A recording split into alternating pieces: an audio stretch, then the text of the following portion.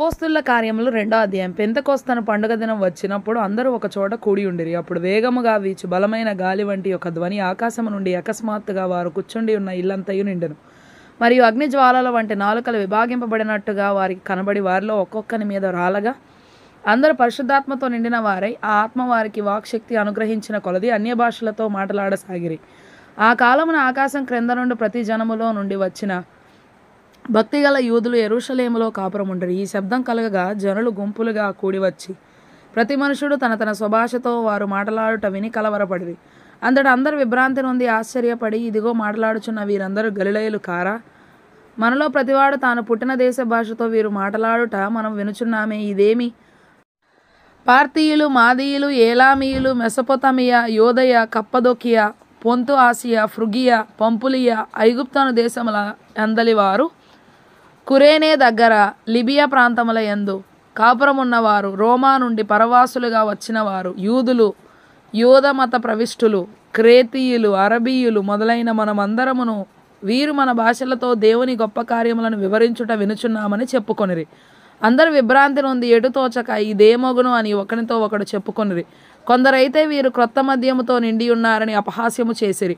అయితే పేతురు ఆ 11 కూడా లేచి నిలిచి బిగ్గరగా వారితో ఇట్లనెను, యోదయ మనుషులారా, యెరూషలేములో కాపురమున్న సమస్త జనులారా, ఇది మీకు తెలియగాక. చెవియొగ్గి నా మాటలు వినుడి.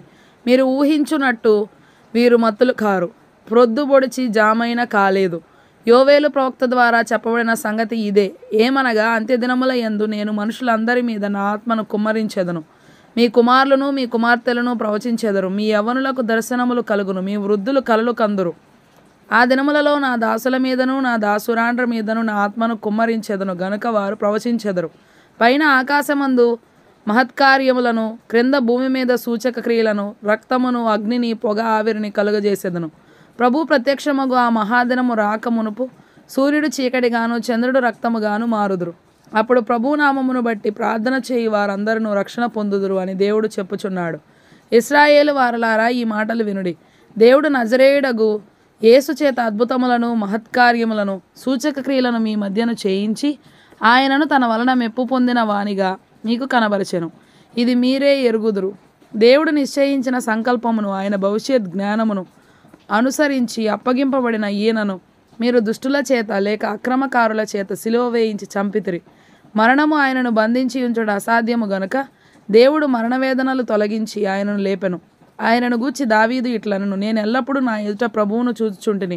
ఆయన నా కుడి పార్శ్వముననున్నాడు గనుక నేను కదల్చబడను. కావున నా హృదయం ఉల్లసించెను, నా నాలుక ఆనందించెను, మరియు నా శరీరము కూడా నిరీక్షణ కలిగి నిలకడగా ఉండును. నీవు నా ఆత్మను పాతాళములో విడిచిపెట్టవు, నీ పరిశుద్ధుని కుళ్ళు పట్టనీయవు. నాకు జీవమార్గములు తెలిపితివి, నీ దర్శనం అనుగ్రహించి నన్ను ఉల్లాసముతో నింపెదవు. సహోదరులారా, మూలపురుషుడగు దావీదును గూర్చి మీతో నేను ధారాళముగా మాట్లాడవచ్చును. అతడు చనిపోయి సమాధి చేయబడెను. అతని సమాధి నేటి వరకు మన మధ్యనున్నది. అతడు ప్రవక్తయ్యి ఉండెను గనుక అతని గర్భఫలములో నుండి అతని సింహాసనం మీద ఒకని కూర్చుండబెట్టుదును అని దేవుడు తనతో ప్రమాణపూర్వకముగా ఒట్టు పెట్టుకొనిన సంగతి అతడు ఎరిగి, క్రీస్తు అను శబ్దమునకు అభిషిక్తుడని అర్థము. పాతాళములో విడవబడలేదనియు ఆయన శరీరము కుళ్ళిపోలేదనియు దావీదు ముందుగా తెలుసుకొని ఆయన పునరుద్ధానమును గూర్చి చెప్పెను. ఈ యేసును దేవుడు లేపెను. దీనికి లేక ఈయనకు మేమందరము సాక్షులము. కాగా ఆయన దేవుని కుడిపార్శ్వమునకు హెచ్చింపబడి పరిశుద్ధాత్మను గూర్చిన వాగ్దానమును తండ్రి వలన పొంది మీరు చూచుచు వినుచునున్న దీనిని కుమ్మరించి ఉన్నాడు. దావీదు పరలోకమునకు ఎక్కిపోలేదు. అయితే అతడు ఇట్లనెను, నేను నీ శత్రువులను నీ పాదముల క్రింద పాదపీఠముగా ఉంచు వరకు నీవు నా కుడిపార్శ్వమున కూర్చుండుమని ప్రభువు నా ప్రభుతో చెప్పెను. మీరు సిలువ వేసిన ఈ యేసునే దేవుడు ప్రభువుగాను క్రీస్తుగాను నియమించెను. ఇది ఇశ్రాయేలు వంశమంతయు రూఢిగా తెలుసుకొనవలనని చెప్పెను. వారు ఈ మాట విని హృదయములో నొచ్చుకొని మూల భాషలో పొడవబడి, సహోదరులారా, మేమేమి చేతుమని పేతురును కడమ అపోస్తులను అడగగా, పేతురు, మీరు మారుమనసు పొంది పాపక్షమాపణ నిమిత్తం ప్రతివాడు యేసుక్రీస్తు నామమున బాప్తిస్మం పొందుడి. అప్పుడు మీరు పరిశుద్ధాత్మను వరము పొందుదురు. ఈ వాగ్దానం మీకును మీ పిల్లలకును దూరస్తులందరికీ అనగా ప్రభువైన మన దేవుడు తన యొద్దకు పిలిచిన వారికి అందరికీ చెందునని వారితో చెప్పెను.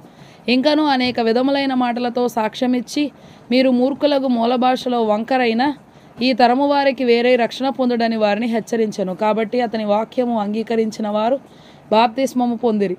ఆ దినమందు ఇంచుమించు 3,000 మంది చేర్చబడిరి. వీరు అపోస్తలుల బోధ ఎందును, సహవాసమందును, రొట్టె విరుచుట ఎందును, ప్రార్థన చేయుట ఎందును ఎడతెగక యుండిరి.